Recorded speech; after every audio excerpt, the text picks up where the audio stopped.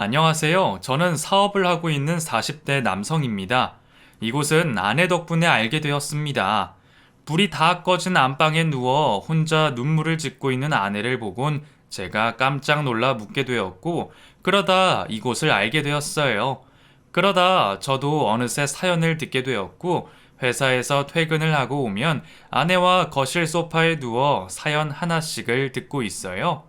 아내와 같이 사연을 듣는 중간중간 서로 이야기도 나누며 사연자들의 마음을 공감하기도 하고 재미있게 즐기고 있습니다. 그렇지 않아도 아내와 저에게도 보내볼 만한 사연이 있었는데 농담으로 사연을 보낸다는 일이 정말 현실이 되었습니다. 제가 말솜씨가 좋지 않아 재미있을진 모르겠지만 잘 들어주시면 감사하겠습니다. 부모님들 덕분에 저는 행복한 유년 시절을 보낼 수 있었습니다. 어머님께서는 가정주부로서 가족들을 직접 돌보시면서 아버지와 저희 두 형제에게 자신의 인생을 바치며 열심히 살아오셨죠. 또한 어머님만큼이나 아버지께서도 제가 존경하지 않을 수 없는 대단한 분이셨습니다.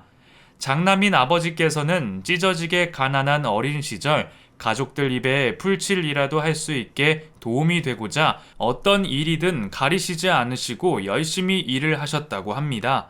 몸이 안 좋으신 부모님을 봉양하면서 밑에 있는 동생들의 공부를 끝까지 마칠 수 있게 도움을 주셨던 아버지께서는 결혼도 포기한 채 당장 돈을 벌기 위해 노력하셨다고 해요. 그러다 막내 동생까지 공부를 마쳐갈 때쯤 아버지께서는 고민에 빠지셨다고 합니다. 언제까지 이렇게 남의 밑에서 일을 하다간 부모님에게 호강 한번 못 해드리고 살아야 했고, 앞으로 얼마나 그 일을 계속할 수 있을지도 확신이 서지 않으셨다고 해요. 아버지께서는 일을 하며 알게 된 사람들과 술자리를 하면서 앞으로 전망에 대한 정보를 얻으셨다고 합니다. 그리고 그동안 모아둔 돈과 일하면서 알게 된 사람들에게 투자금을 빌려 건설업을 시작하셨습니다. 자본금이 얼마 되지 않아 첫 공사에 문제라도 생기면 빚더미에 올라앉을 상황이었지만 아버지께선 자신이 있었다고 해요. 아버지는 자재부터 인부들까지 직접 발로 뛰면서 관리하고 신경을 쓰며 첫 사업 계약에 부단히 노력하셨다고 합니다. 아버지의 노력 덕에 도박과 같았던 건물이 문제없이 완공이 되고 큰 돈을 버시게 되었던 아버지께서는 그날 이후로 본격적으로 토목과 건설에 뛰어드시게 되었습니다. 아무리 바빠도 매번 현장으로 찾아가 직접 모든 일에 진두지휘하셨던 아버지께서는 신뢰를 바탕으로 꾸준히 계약을 하시면서 일감을 가지고 오셨죠. 그러다 70년대 후반 서울서부터 시작된 아파트와 토목 건설의 붐으로 인해 이미 지방에서 자리를 잡고 계셨던 아버지 사업도 시대와 맞물리면서 덩달아 바빠지기 시작하셨습니다. 아버지의 사업체는 매년 시간이 지날수록 배를 뛰어넘는 성장을 해오셨고, 덕분에 우리 가족들 모두 경제적으로는 부족함 없이 살아올 수 있었죠. 아버지의 성공담을 듣다 보면 항상 꼭 빼놓지 않고 말씀하시는 이야기가 있었습니다. 그건 바로 어머니 이야기였죠. 두 분께서는 아버지의 첫 공사 때 처음 만나시게 되었다고 했어요. 사업을 시작하면서 잘못되면 빚더미에 오를 수도 있는 상황이었던지라 아버지는 우연히 소개받게 된 어머니를 마음에 품고 있으면서도 혹시나 어머니까지 어려운 상황을 만들게 할까 싶어 마음을 전하지 못했다고 해요. 속만 태우는 아버지에게 먼저 용기를 내신 건 어머니였습니다. 아버지께서는 자신의 상황을 이야기하며 사업이 성공한 뒤에 정식으로 만나자고 제안했지만 어머니께서는 거절을 하셨다고 해요. 장담할 수도 없는 미래에 대한 약속은 필요 없으시다며 자신이 내조할 테니 당신은 사업에만 신경 쓰라고 하셨죠. 그 말을 듣고 감동한 아버지께서는 어머니를 위해서라도 첫 공사를 성공적으로 마치고 싶으셨다고 합니다. 그리곤 연이은 성공에 모든 몫을 어머니로 돌렸어요. 그러시면서 항상 현명한 아내를 옆에 둬야 안 될 일도 술술 풀리게 된다며 매번 어머니를 지켜 세우셨죠. 그렇게 화목하고 행복한 어린 시절을 보내던 저에게도 안타까운 사고가 발생하였습니다. 이따금 아버지께서는 진행 중인 현장에 우리 두 형제를 데리고 가셨어요. 위험한 곳이었지만 저희도 안전모를 쓰고 아버지 뒤를 따라다니는 게 재밌었습니다. 여러 번 다니면서도 한 번도 문제가 없어서 방심했던 걸까요? 그날 저는 평소에는 잘 하지도 않던 술래잡기가 하고 싶었어요. 아버지를 따라가다 몰래 뒤로 빠져 숨을 장소를 찾고 있었죠. 금방이라도 들킬까 조급한 마음에 바닥을 확인하지도 않고 다니던 저는 기초공사를 위해 깊게 파놓은 구덩이로 떨어지게 되었습니다. 잘못 착지하는 바람에 다리에 극심한 통증이 느껴졌고 저의 비명소리를 들은 아버지와 인부들께서 달려오셔 저를 구출해 주셨죠. 곧바로 병원을 간 저는 다른 곳에는 문제가 없었지만 사고 당시 떨어지며 골반과 무릎에 큰 충격이 있어 결국 수술까지 해야 했습니다. 의사 선생님께서는 제가 평생 다리에 장애를 가지고 살아야 한다 말씀하셨다고 해요. 부서지고 어긋난 뼈를 다시 맞추는 수술을 마친 저는 회복 후에도 재활치료를 받으며 한참 동안 병원 신세를 져야 했습니다.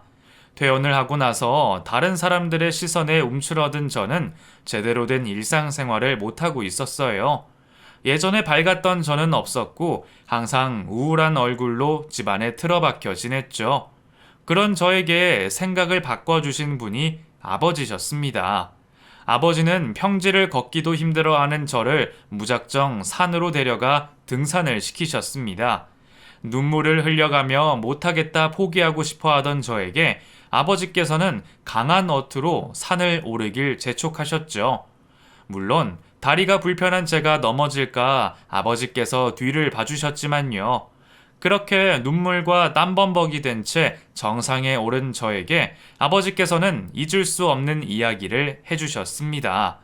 경준아, 오늘 산을 오르기 전만 해도 넌 집 앞 슈퍼도 가기 힘들어하는 아이였어. 그런데 지금 네가 어디에 있니?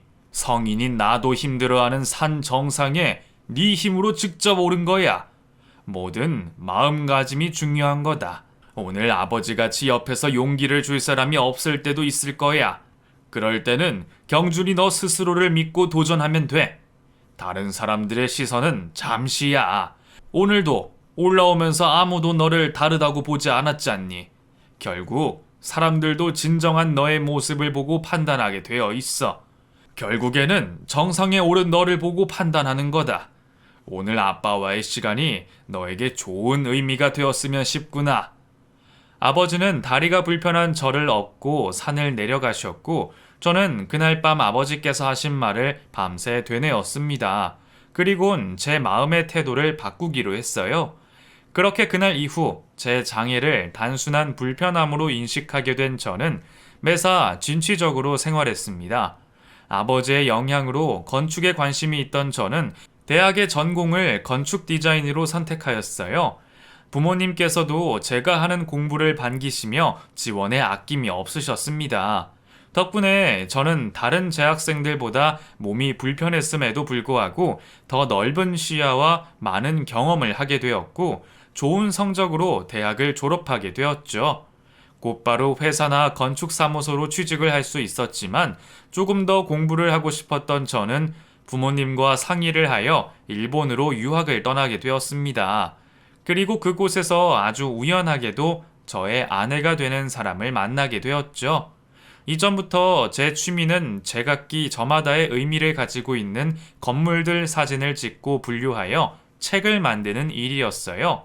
그래서 저는 틈틈이 시간이 날 때마다 여러 곳을 다니며 사진을 찍었습니다. 평소처럼 사진을 현상하고 정리를 하고 있는데 사진기 셔터가 잘못 눌렸는지 웬 여자의 독사진이 있었죠. 저는 우연하게 찍힌 그 여자의 사진이 신기해 한참을 보고 있었어요. 하지만 금방 그저 재미있는 경험이라 넘기고 다시 일상으로 돌아가 공부를 하고 있었죠. 그런데 제가 얼마 뒤 그 여자를 직접 만나게 된 겁니다. 일본에서 지낼 때 제가 자주 가는 음식점이 있는데 그곳에 파는 꼬치 안주가 유명해서 한국 사람들도 종종 오는 곳이었죠. 가끔 의사소통이 안 되어 곤란한 상황에 있는 한국 분들의 통역을 해주며 도와준 적이 있어요. 그런데 그날도 무슨 일인지 한참을 서 있는 한국 여자분이 있었죠. 도움을 주려고 다가갔더니 분명 모르는 사람인데 익숙한 얼굴인 겁니다. 다행히 큰 문제가 아니라 제가 통역을 하여 해결을 하게 되었고, 그 여성은 감사를 표하고 싶다며 음식을 사고 싶다며 제 자리에서 대화를 나누게 되었어요. 자신의 이름을 김지은이라고 밝힌 여자는 여행으로 일본을 방문하게 되었다고 했습니다. 이야기를 하면서도 머릿속으로는 계속 익숙한 여자의 얼굴을 기억해내려 하고 있었죠. 그렇게 한참을 애쓰고 있다 갑자기 머릿속에 떠오르는 겁니다. 바로 현상된 사진 속 여성이었어요. 제가 지은 씨에게 그 사진의 주인공이 맞는지 장소와 시간을 이야기하자 자신이 맞는 것 같다고 했습니다. 그렇게 신기한 인연에 우리는 많은 대화를 나눌 수 있었어요. 그리고 여행지에 아무런 정보가 없던 지은 씨를 제가 가이드 해주기로 했죠. 만난 시간은 얼마 되지 않았지만 신기한 인연 때문인지 저는 지은 씨에게 호감이 갔습니다. 하지만 얼마 안 있어 다시 한국으로 돌아가게 되는 지은 씨에게 아무런 행동도 할 수 없었죠. 물론 지은 씨의 마음도 알 수 없었으니까요. 그렇게 짧고 강렬한 기억만 남긴 채 한국으로 돌아간 지은 씨와 헤어지게 되었습니다. 일본 유학을 마치고 한국으로 돌아와 건축사무소에서 일을 하게 된 저는 처음으로 실무 경험을 쌓으며 바쁜 생활을 하고 있었습니다. 그러다 지은 씨와 다시 만나게 되었어요. 보통 건축 의뢰가 들어오면 사무실에서 미팅을 하게 되지만 실측이나 건축 진행 확인을 위해 건축주와 현장에서 만나는 일이 많았고, 그런 경우 가까운 카페에 앉아 이야기를 나누게 됩니다. 그런데 그 카페에서 지은 씨를 만나게 되었죠. 저는 우연을 인연 삼아 용기를 내었고 지은 씨와 식사 자리를 만들었습니다. 즐거운 시간을 보내면서 간단한 음주도 하다 보니 제 속마음을 이야기하고 싶었어요. 그리고 다시 만나게 된 지은 씨를 놓치고 싶지 않았어요. 무슨 생각으로 그런 정신없는 행동을 했는지 모르겠지만 저는 그날 지은 씨에게 사귀자고 고백을 하게 되었죠. 앞뒤 가리지 않고 무작정한 고백에 지은 씨는 당황하지도 않고 제 고백을 받아주었고 우리는 한국에서 재회한 그날 사귀게 되었습니다. 작은 회사에서 일을 하고 있던 지은이는 저보다 나이가 어리지만 배울 점이 많은 사람이었고 저보다 더 철이 든 사람이었습니다.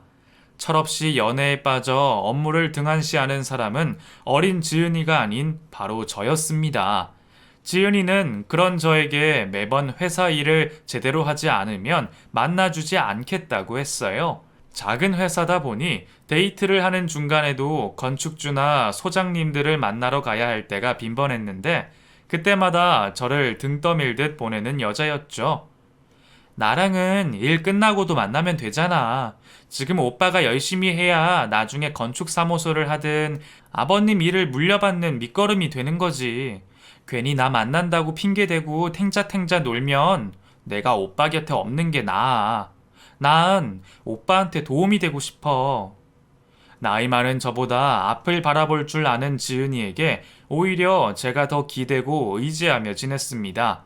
그만큼 현명한 아이였고 똑부러지는 여자였죠. 그래서 매번 선택의 갈림길이나 큰 결정을 할 때도 지은이와 상의를 하곤 했어요. 아버지께서 저에게 회사에 들어오라고 제의할 때도 독창적인 디자인 작업을 위해 고집을 피우는 제 생각을 바꾸어 준 것도 지은이었습니다. 오빠가 회사로 들어가서 바꾸면 되잖아. 왜 계속 힘들게 고집 피우면서 오빠가 하는 디자인만 옳다고 생각하는 거야? 회사가 경직되어 있다고 생각하지 말고 오빠가 가서 바꿔봐. 역시 저보다 생각이 깊고 넓은 아이였어요. 그렇게 3년이나 넘게 만나면서 한 번도 서로에게 지루해진 적이 없던 우리 관계에 저는 결혼을 하고 싶었어요. 하지만 제 프로포즈에도 지은이는 명확한 이유 없이 거절만 하고 있었죠. 계속된 거절에 지친 저는 마지막으로 지은이에게 프로포즈를 하였습니다. 지은아, 나도 너무 힘들어. 항상 거절하는 이유도 듣지 못하잖아. 이번이 나도 마지막이야. 지은아, 나랑 결혼해줘. 한참을 망설이던 지은이는 저에게 고백할 것이 있다며 이야기를 꺼냈습니다. 사실 오빠한테는 차마 말을 할 수가 없어서 숨겼지만 나 어릴 때부터 부모님이 이혼해서 엄마랑 같이 살았어. 이혼이 무슨 문제냐, 그리고 홀어머니 밑에서 자란 게 무슨 문제냐고 말하겠지. 나도 그 정도의 사연이라면 이렇게 고민하진 않았을 거야. 그 엄마라는 여자가 얼마나 나에게 족쇄 같은 사람인 줄 알아? 내 인생에 그 여자를 지우고 싶을 정도라고. 엄마라고도 할 수 없어. 어머니에 대한 원망을 시작으로 지은이는 자신의 과거를 이야기해 줬어요. 아버지의 얼굴이 기억나기도 전에 부모님이 이혼을 하게 된 지은이는 그 뒤로 어머니와 단둘이 살게 되었다고 합니다. 여러 가지 범죄로 교도소를 제 집 마냥 드나들던 지은이의 어머니는 정상적인 아이의 엄마로 볼 수는 없었습니다. 엄마와 자식이 바뀐 것처럼 어린 시절부터 지은이가 오히려 어머니를 보살펴야 했습니다. 그리고 심지어는 어린 자식에게 자신을 대신해서 범죄까지 시켰다고 합니다. 그때는 내가 너무 어려서 엄마가 시키는 일을 안 하면 큰일이 생기는 줄 알았어. 보통 그 나이에 어린 아이들은 부모가 세상의 전부니까. 처음에는 내가 하는 짓이 도둑질인 줄도 모르고 엄마를 기쁘게 하는 일이라 생각했어. 내가 도둑질을 하고 나선 매번 엄마한테 칭찬을 받았으니까. 하지만 나도 학교를 다니면서 내가 하는 짓이 얼마나 잘못된 일인지 알게 됐어. 그때부터 엄마가 때려가면서 나한테 도둑질을 강요해도 절대 하지 않았지. 그래도 자식이 자라면 자신이 부끄러워서라도 엄마가 변할 줄 알았어. 그런데 그 여자는 그렇지 않더라고. 맨날 사고를 치고 다녔고, 그럴 때마다 아직 사춘기도 지나지 않은 내가 수습을 해야 했어. 방이라곤 하나밖에 없는 곳에 모르는 남자까지 매번 데리고 오면서 학교를 다니는 내가 돈을 못 벌어온다고 폭행이나 하고, 그래서 성인이 되자마자 엄마랑 연을 끊고 집을 나갔지. 그런데 어떻게 알아냈는지 매번 내 앞에 나타나서 돈뿐만 아니라 내 인생을 뺏어갔어. 오빠랑 처음 만나게 된 것도 내 앞에 나타난 엄마를 피해서 잠시 떠난 여행이었어. 한국에 있으면 내가 어딜 가도 찾아올 것만 같아서 말이야. 그래서 사실 지금도 불안해. 오빠를 너무 사랑하지만 그 여자가 또 내 앞에 나타나서 무슨 짓을 할지 모르니까. 그래서 내가 오빠 앞에서 사라지는 게 도움일 거야. 모든 이야기를 듣게 된 저는 혼자서 이 모든 걸 짊어지고 있는 지은이가 얼마나 힘들었을까 싶어 가슴이 찢어지게 아팠습니다. 그런 이유라면 나한테 먼저 이야기했어야지. 내가 너를 이해 못 해줄 것 같아? 너는 나를 겨우 그 정도로 생각한 거야? 오빠는 이해해줄 수 있을 거라 생각했어. 하지만 오빠 부모님께서는 배 아파가며 소중하게 낳은 자식 귀하게 잘 키웠는데 그런 분들이 나 같은 며느리가 눈에 차시겠어?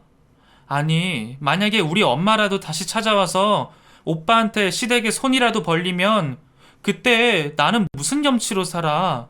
오빠랑 연애하면서 모든 게 좋아서 그 행복감에 빠져서 내가 내 주제를 잊고 있었어. 오빠랑 오빠 집안을 위해서도 이제는 내가 사라질 때야. 무슨 소리야, 지은아. 네가 잘못해서 지은 죄도 아닌데 평생을 죄인처럼 네 마음 속이고 이렇게 숨기면서 살아가겠다고? 너도 네 인생 살아야지. 어머니 때문에 언제까지 과거에 붙잡혀서 살 거야. 우리 부모님은 내가 어떻게든 설득시켜 볼게. 아마 너 보면 반대하시다가도 분명 마음이 바뀌실 거야. 너 포기 못해. 그러니까 나만 믿고 우리 행복하게 살자, 지은아. 그 후에도 지은이는 저에게 짐이라도 될까 싶어 결혼을 마다했지만 제 설득 끝에 우리는 서로의 앞날을 약속하게 되었습니다. 그리고 저는 부모님께 지은이의 과거를 설명했습니다. 어떤 반응을 보이실지 예상할 수는 없었지만 제가 알고 있는 저희 부모님이라면 분명 반대를 하시지 않으실 것 같았어요. 제가 지은이에게 듣게 되었던 이야기를 시작했고 부모님께서는 다른 질문도 하시지 않은 채 지은이가 살아온 인생 이야기에 귀를 기울여 듣고 계셨습니다. 여기까지가 제가 지은이한테 들었던 이야기예요. 아버지, 어머니, 지은이 정말 좋은 여자예요. 제가 잠깐 지은이에게 빠져서 쉽게 결혼이란 선택을 하는 게 아니에요. 충분히 오랫동안 만나왔고, 그 전부터 좋은 여자라는 확신이 있었어요. 어떻게 들리실지 모르겠지만, 제 프로포즈를 받아주는 것도 지은이한테는 큰 용기가 필요한 일이었어요. 지금도 자신이 선택하지 않은 환경을 자기 원죄처럼 짊어가고 살아가는 아이예요. 우리도 지은이와 깊은 대화를 나누지 못했지만 그 아이가 얼마나 똘똘하고 좋은 아이인지 알고 있다. 애초에 너희들 하는 결혼에 부모랍시고 많은 관여를 하고 싶지 않다. 특히 경준이 네가 고른 여자라면 더더욱 믿음이 가고, 아빠 엄마도 무던하게 살아왔을 줄 알았던 지은이한테 그런 과거가 있다니 놀랍긴 하지만 그래서 더 마음이 가고 가슴도 아프구나. 절대 반대할 생각 없으니 지은이 어서 불러서 정식으로 인사를 시켜다오. 색안경을 끼지 않고 지은이의 있는 그대로의 모습을 봐주신 부모님 덕분에 저희는 마음을 놓고 결혼 준비를 할 수 있었습니다. 특히 어머니께서는 결혼 준비를 하면서 지은이와 많은 시간을 보내주시려고 했어요. 경준아, 혹시 엄마가 지은이를 계속 불러내면 불편해 하겠지? 지은이랑 뭐 하시려고요? 같이 여러 가지 하면서 시간을 보내면 좋을 것 같아서. 저번에 지은이 이야기 들으니까 보통 엄마와 딸이 가지고 있는 행복한 추억이 없는 것 같아서 내가 결혼 전에라도 데리고 다니면서 추억 좀 만들어 주려고. 결혼하고 나서 시어머니로 인식이 되면 막상 예의 차린다고 어려워할 것 같아서 미리 가족 될 사람이랑 친해질 겸 말이다. 지은이가 싫어할까? 아니요, 좋아야 할 거예요. 안 그래도 지은이도 우리 가족들이랑 여행이라도 다녀와야 하는 거 아니냐고 물어본 적이 있었거든요. 저랑 아버지가 안 그래도 사업으로 바쁘니까 어머니께서 지은이랑 시간 보내주시면 저야 감사하죠. 그리고 지은이도 좋아할 거예요. 어머니께서 먼저 나서서 아내에게 다가가 주시니 제가 더 고마웠습니다. 아내도 시어머니 될 분이 먼저 자신에게 친근감을 표하니 감사하고 좋았나 봅니다. 아내는 회사 일과 결혼 준비로 바쁠 시간에도 저를 만나기보단 아버지와 어머니를 챙겨주었습니다. 그리고 나중에는 저를 거치지 않고도 어머니와 아내 둘이서 연락을 하고 여행까지 다녀왔어요. 먼저 아내에게 마음을 열어준 부모님에게 감사했고, 또 그 마음을 당연시하지 않고 받은 만큼 돌려주는 아내의 모습이 보기 좋았습니다. 부모님에게 허락을 받기 전에는 하루가 급한 결혼식이었는데 아버지 회사가 바빠지게 되면서 저와 아내의 결혼식도 조금 천천히 준비하게 되었어요. 여유가 있는 만큼 더 행복한 결혼식을 치르기 위해 웨딩 플래너에게 맡기지 않고 저희가 직접 하나씩 알아보고 다녔죠. 그래서 다른 사람들은 2번은 하기 싫다는 결혼 준비를 저희는 천천히 즐기면서 하게 되었습니다. 아무런 장애물 없이 행복하게 결혼 준비를 하고 있던 도중에 낯선 번호로 연락이 왔어요. 업무용 휴대폰도 아니고 가족과 지인들만 아는 전화번호라 누군가 싶어 전화를 받았죠. 네, 여보세요? 그 최경준 씨 전화번호가 맞나요? 네, 맞습니다. 그런데 누구시죠? 어머, 안녕하세요. 아니, 내가 지은이 엄마 되는 사람이니까 말 편히 해도 되죠? 나 지은이 엄마 되는 사람이야. 내가 자네 장모 될 사람이라고. 아, 네. 그런데 무슨 용무로 전화하셨죠? 장모가 사위한테 전화하는데 따로 무슨 일이 있어야 전화하나? 우리 지은이가 그래도 이상한 애를 만나진 않을 텐데 자네는 말을 너무 생각 없이 하는 것 같네. 이미 지은이 친모의 모든 과거를 알고 있던 저는 당장이라도 전화를 끊고 싶었지만 똑같이 예의 없는 무식한 사람이 되고 싶진 않았습니다. 저는 다시 예의 차리고 전화를 건 용건을 물어봤죠. 죄송합니다. 제가 지금 일이 바빠서 경황이 없었네요. 어쩐 일로 전화하셨어요? 아니, 나랑 지은이랑 잠시 다퉈서 떨어져 생활한다고 하지만 그래도 장모 될 사람이 뻔히 살아있는데 나한테 아무 말도 없이 결혼한다는 건 문제가 있지. 안 그래? 그래서 말인데 내가 사위 될 사람을 좀 봤으면 하는데 하나밖에 없는 딸 잘 데리고 살 수 있는지는 내가 확인해야 하지 않겠어? 시간은 언제가 좋은가? 딸에게는 정도 없는 친모가 저를 만나 무슨 꼬투리를 잡을까 했습니다. 괜히 만남을 거부하면 아내에게 찾아가기라도 할까 싶어서 제 선에서 해결하기로 했죠. 제가 나간다고 해서 장모랍시고 아내를 괴롭힌 여자에게 잘 보일 생각도 없었고 설령 잘못했다고 반성을 하더라도 전 용서할 생각도 없었으니까요. 그때는 단순히 더 이상 아내 인생에 나타나지 말라는 경고를 하기 위해서 나가게 되었죠. 하루라도 조속히 일을 끝내고 싶어 저는 바로 다음 날 점심시간으로 약속 시간을 잡았습니다. 제가 약속 시간을 잡으니 장모라는 여자가 장소를 잡더군요. 장모는 기선제압이라도 하고 싶은지 유명 호텔의 식당으로 자리를 예약했죠. 그렇게 처음으로 아내를 평생 괴롭혀온 친모를 만나게 되었습니다. 오래 사업을 하셨던 아버지께서 나이 든 사람 얼굴에는 어떻게 살아왔는지 다 남는다는 말씀을 하셨었지만 저는 그 말이 모든 사람에게 적용된다고는 생각하지 않았습니다. 그런데 그날 처음 본 친모는 누가 보더라도 참 욕심 많게 인생을 살아왔구나 싶었어요. 얼굴 구석구석 심술들이 붙어서는 차마 오래 쳐다보기도 힘든 얼굴이었죠. 안녕하십니까. 처음 뵙겠습니다. 최경준이라고 합니다. 어머, 뭐야? 오다 다리라도 다쳤어? 아니요, 어릴 때 다쳐서 한쪽 다리가 불편합니다. 지은이 걔도 참, 아무리 지도 가진 것 없는 빈털터리라지만 만나도 무슨 이런 장애인 따위를 만나서. 그만큼 지은이가 좋은 여자라는 거겠죠. 말은 잘하네. 평일 대낮에 만나자는 거 보면 어디 밤일이라도 하나 봐? 보아하니 옷은 번듯하게 차려입었는데 나이트? 아니면 그냥 술집? 거기서 종업원 일하나? 경준아, 그럴수록 더 티가 나. 밤일 하는 애들은 지금 너처럼 비싼 옷 입어도 다 티가 난다고.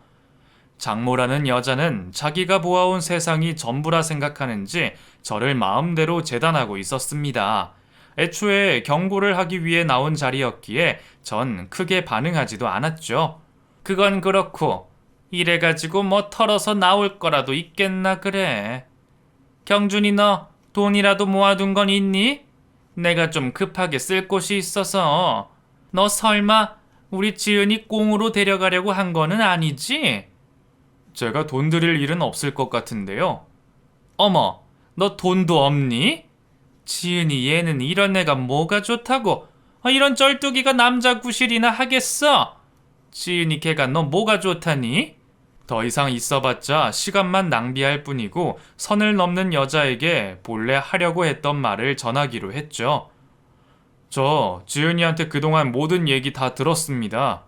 정말 듣던 제가 불쾌할 정도로 역겨운 이야기였어요. 엄마란 이름으로 딸을 그렇게 괴롭히는 게 믿기지도 않았고요. 그런데 오늘 만나보니까 정말 딱 그 수준인 것 같아서 놀랍지도 않네요. 뻔히 시간 낭비인 줄 알지만 경고해야 할 것 같아서 나왔습니다. 앞으로 저랑 지은이 앞에 나타나지 마세요. 지은이도 당신이 우리 인생에서 없었으면 하니까. 뭐? 아주 꼴값을 떨고 있네. 거지들한테 내가 뭐 바랄 게 있다고 찾아오겠니? 나야말로 시간 아깝게.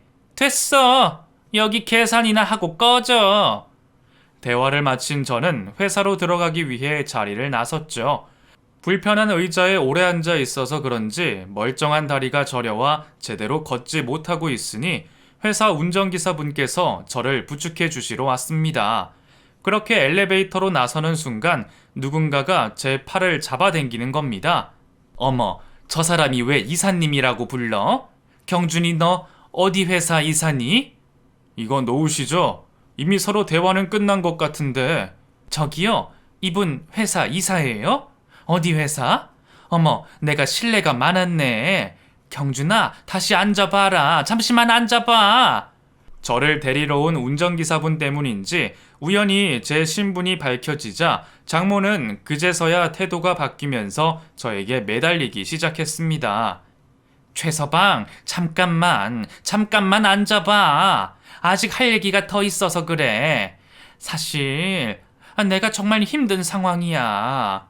지은이 키운다고 빌렸던 빚이 지금은 감당하기 힘들 정도라고.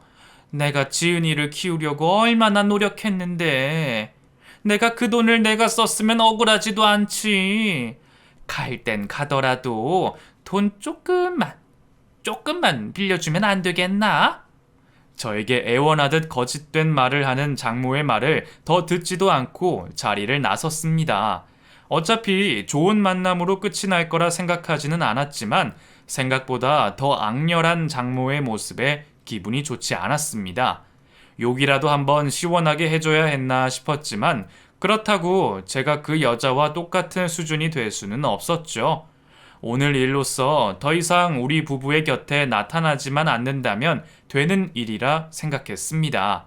그런데 그 여자는 제가 생각한 것보다 훨씬 더 염치가 없고 부끄러움이 없는 사람이었습니다. 제 경고에도 불구하고 끝까지 저와 아내의 주변을 맴돌았으니 말이죠. 회사 일 때문에 무심코 운전기사분을 데리고 온 저를 자책할 수밖에 없었습니다. 그 모습을 보고 난 뒤 장모란 여자가 180도 태도를 바꿨으니까요. 저는 걸려오는 전화를 매번 무시했지만 그 여자는 정말 지독할 정도로 저를 찾았습니다. 제가 분명히 말씀드렸죠. 지은이의 의사가 어떻든 간에 저는 당신을 용서할 수 없어요. 지은이한테 평생토록 한 그 행동을 나는 영원히 기억할 테니까요. 최서방, 사람 말 들어보지도 않고 무슨 말을 그렇게 무섭게 하나. 내가 계속 말했지만 지은이가 오해를 하고 있는 거야. 사람이 한번 오해를 하니까 계속 그런 식으로 나를 매도한 거라고. 나도 하나밖에 없는 딸이랑 이제서라도 오해를 풀고 잘 지내고 싶어. 그러면 자네가 사위로서 장모와 딸을 화해시켜주는 게 도리 아니겠어? 화해요? 지금까지 몇 번이고 지은이한테 용서를 구할 수 있었는데 한 번도 하지 않았으면서 이제 와서 화해를 하고 싶다고요? 당신이 무슨 목적으로 저에게 전화를 했는지 알고 있습니다. 결국에는 돈 때문이겠죠. 그런데 제가 돈을 주면 또 그걸 빌미로 지은이를 협박할 걸 제가 모르겠습니까? 어떻게 생각하든 간에 절대 원하는 대로 해주지 않을 테니까 마음대로 하세요. 자네, 지은이가 어떤 아이인 줄 알고 있어? 걔가 어릴 때부터 손버릇이 안 좋았던 아이야. 그걸 알고 있냐고? 네, 압니다. 지은이가 왜 그런 행동을 하게 됐는지도 알고 있고요. 딸한테 그런 짓 시켜놓고 이제 와서 협박이라고 하는 거예요? 전화 끊습니다. 더 이상 연락하지 마세요. 그 뒤에도 몇 번이고 저에게 연락을 했던 장모는 결국 아내에게까지 직접 찾아와 협박을 했어요. 지은이 앞에 나타난 장모는 노골적으로 돈을 요구했다고 해요. 예, 그래도 내가 너 키운다고 혼자 사는 것보다는 더 쓰지 않았겠니? 그러면 네가 부자 남편을 만난 게 누구 덕분이겠어? 너네 남편한테 내가 직접 찾아가기 전에 네가 조금 정성만 보이면 사라져 줄게. 제가 장모를 만났다는 걸 몰랐던 아내는 저 때문에 고민을 하고 있던 중이었죠. 장모는 대답이 늦어지자 재촉하며 문자 메시지를 보냈고 그걸 보게 된 제가 상황을 알게 되면서 아내와 이야기를 하게 되었습니다. 미안해, 지은아. 내가 먼저 너한테 말을 했어야 했는데 나는 그 여자가 내 앞에 나타났다고 하면 네가 더 힘들어 할까봐 그래서 말을 못했어. 아니야, 오빠 마음 다 알아. 그래도 이렇게 밝혀져서 다행이지. 안 그래도 나 진지하게 고민했거든. 정말 돈만 주면 우리 앞에 사라져 주지 않을까 하고. 그런데 오빠랑 이야기하니까 내가 정신이 다시 확 드네. 오빠 말처럼 지금 돈을 주더라도 또 우리 앞에 나타날 거야. 무슨 말을 하든 그냥 무시해야겠어. 결국 저와 아내는 대화 끝에 장모의 모든 연락과 협박을 무시로 일관하였습니다. 오히려 거짓말로 우리를 위협하는 장모로 인해 우리 두 부부는 서로에 대한 믿음이 더 커졌습니다. 그리고 결혼을 며칠 앞두고 모든 준비를 마친 저희는 부모님을 모시고 앞으로 있을 결혼 생활을 축하하는 의미로 식사 자리를 하게 되었어요.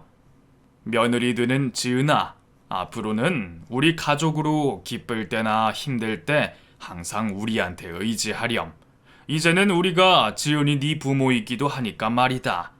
결혼하고 나서 괜히 시아버지 시어머니라고 불편하게 대하면 이 사람이랑 나 더 섭섭하니까 딱 지금처럼만, 아니 조금 더 살갑게 해주면 고맙겠다. 알겠지? 네, 아버님, 어머님, 너무 감사드려요. 정말 제 속마음을 말로 다 표현할 수 없어서 증명할 방법이 없지만 앞으로 오빠랑 잘 살고 효도하면서 증명하겠습니다. 두 분께서 저한테 주신 사랑만으로도 평생 곁에서 효도하고 살게요. 감사해요. 예전부터 느끼는 거지만 어째 지은이가 오고 나서부터 제가 항상 뒷전으로 밀리는 듯 해요. 이러다 제가 우리 집안 제일 낮은 서열이 되는 거 아니에요? 형, 이제 알았어? 형수님 오시고는 바로 그랬는데 눈치가 너무 없는 거 아니야?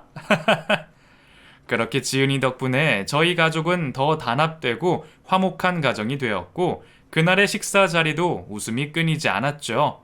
그런 우리 가족의 모습을 질투라도 하듯 어떻게든 망쳐보려 나타난 사람이 있었습니다. 바로 아내의 친모, 저에게 장모 되는 그 여자였죠. 어머, 이런 곳에서 사위를 보게 될 줄은 몰랐네. 우리 딸 지은이도 있었구나. 저는 우리 가족의 행복을 깨려고 하는 여자를 두고만 볼 수 없었습니다. 볼 일은 저랑 있을 것 같은데 나가서 이야기하시죠.